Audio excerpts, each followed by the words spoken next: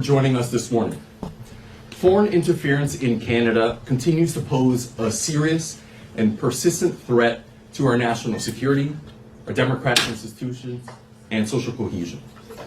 And today's press conference will reveal the findings of an investigation into alleged corruption and sub-state capture. And it will expose another front with which foreign actors have been exploiting in Canada. And you will hear from the following experts in this order. Gary Clement, former RCMP Superintendent and National Director for the RCMP's Proceeds of Crime Program, and also author of Canada Under Siege. Dean Baxendale, an international columnist and CEO of Optimum Publishing International and the China Democracy Fund. The Honorable Wayne Easter, Canada's 40th Solicitor General, a role that in Cabinet today is known as the Minister of Public Safety, and who represented the riding of Malpeque on Prince Edward Island for 28 years as their Liberal Member of Parliament. Sam Cooper, an award-winning investigative journalist and founder of the Bureau, and Lieutenant General retired Christopher Coates, Director of Foreign Policy, National Defense, and National Security at the Macdonald-Laurier Institute, where I am also proudly a senior fellow. Now, before we hand it to Gary, it's important to highlight that today marks day 476 since Bill C-70 received royal assent. Bill C-70, an act respecting countering foreign interference, was passed during the previous Parliament, and it received royal assent on June 20th of 2024. In addition to modernizing CSIS and intelligence powers, it also introduced criminal offenses related to foreign interference and sabotage. Bill C-70 was also, though, meant to address a critical gap being exploited by shining a light into the shadows where operatives hide, and that is by creating a foreign agent registry. The United States has had one since 1938, and Australia since 2018. But nearly a year and a half after passing the required legislation, Canadians continue to wait for the federal government to act. Why?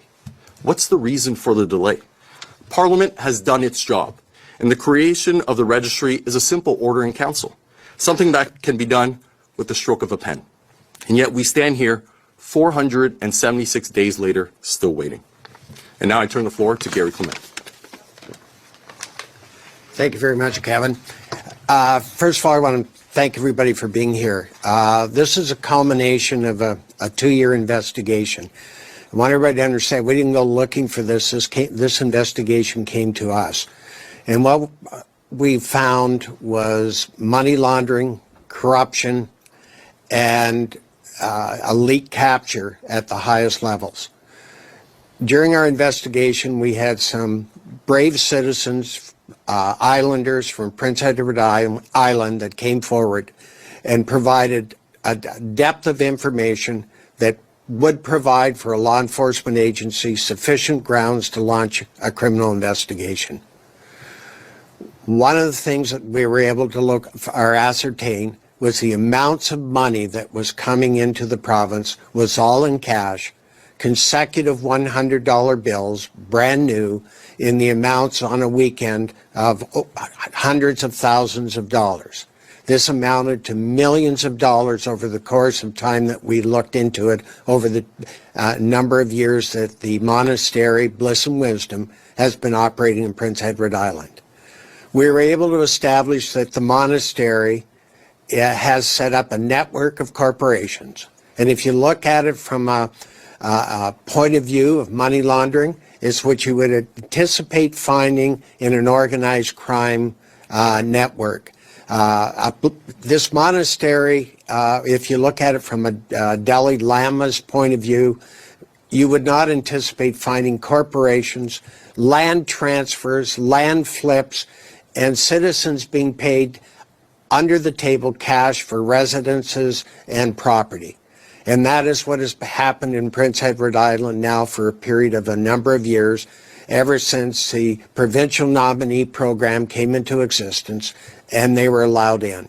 The Master Jinyan, who came into the province, it is our belief from our investigation that he's tied directly back to the PLC, or the Communist Party in China. In my experience, having worked both in Asia and from 91 to 94, having collaborated with Sam Cooper and had hours of discussion with him over the many, many years, I can tell you my view is that the PRC government, the only way to describe it is that they are the largest transnational organized crime group in the history of the world.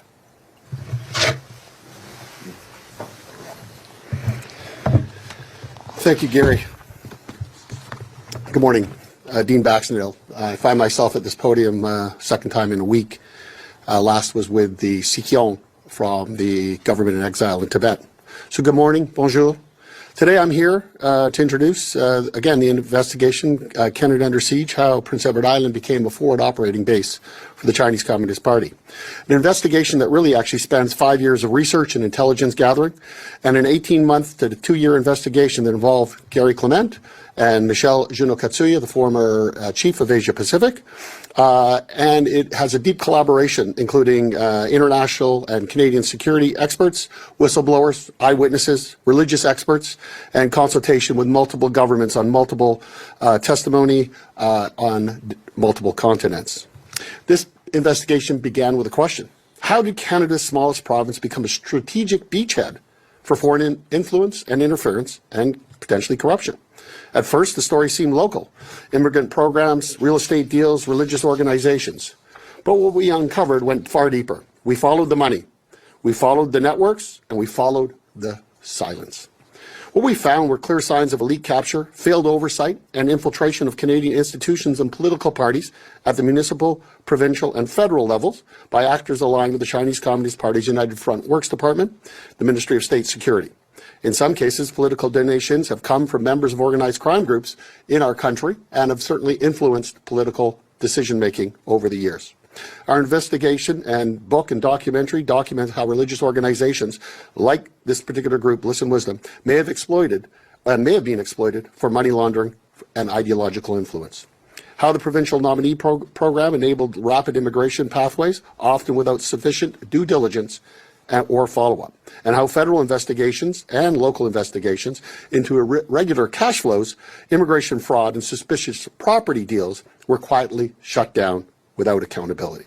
We explore how a PEI hotel housed over 500 Chinese nationals, all allegedly trying to reclaim their $25,000 residency deposits, but they used a single hotel as their home address. The owners charged by the CBSA, only to have the trial shut down by the federal government itself. We examined testimony linked to the movement of over $1 billion into Prince Edward Island and other provincial jurisdictions, with tactics resembling the Vancouver model of transnational money laundering. This isn't just a book and about one province. It's about a system-wide failure to deter covert foreign operations and what happens when complacency meets strategy. Canada's democratic institutions are being tested, not with tanks or warplanes, but with capital, policy manipulation, and silence. A legal system complicit with turning a blind eye to improper and illegal practices. Today, we're calling for transparency, for national scrutiny, and most of all, for Canadians to wake up to the subtle siege underway. Thank you.